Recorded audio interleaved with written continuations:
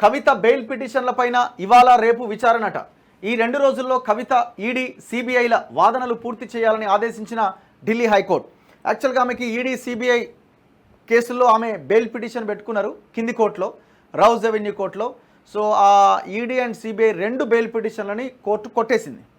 So దాని తర్వాత ఆమె మళ్ళీ ఢిల్లీ హైకోర్టులో కేసు వేసింది. కేసు వేయడం అంటే బెయిల్ పిటిషన్, బెయిల్ కోసం అప్లై చేసుకున్నది. సో ఆ బెయిల్ పైన, పిటిషన్ పైన ఇవాళ రేపు విచారణ జరగబోతున్నాయట.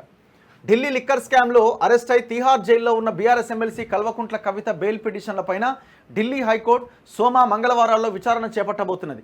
ఈడీ, సిబిఐ కేసుల్లో బెయిల్ మంజూరు, అలాగే కవిత అరెస్టుకు ట్రయల్ కోర్టు సిబిఐకి అనుమతి, కస్టడీ ఇవ్వడాన్ని సవాల్ చేస్తూ ఢిల్లీ హైకోర్టులో ఆమె వేరువేరుగా పిటిషన్లు దాఖలు చేశారు. ఈ పిటిషన్లపైన గత శుక్రవారం సింగిల్ బెంచ్ విచారణ జరిపింది.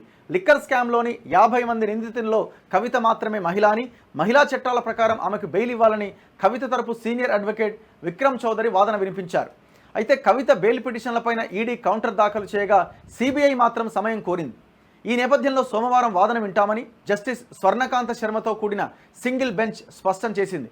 సోమవారం కవిత వాదనలు, మంగళవారం ఈడీ, సిబిఐల వాదనలు పూర్తి చేయాలని ఆదేశించింది. మరోవైపు కవిత బెయిల్ పిటిషన్లపైన ఈడీ ఇప్పటికే కౌంటర్ దాఖలు చేయగా ఆదివారం రాత్రి 10 గంటల్లోపు ఈమెయిల్ ద్వారా తమ అభిప్రాయం తెలపాలని సిబిఐకి స్పష్టం చేసింది. దీంతో బెయిల్ పిటిషన్లపైన జస్టిస్ స్వర్ణకాంత శర్మ బెంచ్ మరోసారి వాదనలు వినబోతున్నది. అయితే లిక్కర్ కేసులో కవితను మార్చి 15న హైదరాబాద్లోని తన నివాసంలో ఈడీ అరెస్ట్ చేసింది. 16వ తేదీన రౌజ్ అవెన్యూ కోర్టులో ఆమెను హాజరుపరిచింది. ఇదంతా మనకు తెలిసిన స్టోరీని.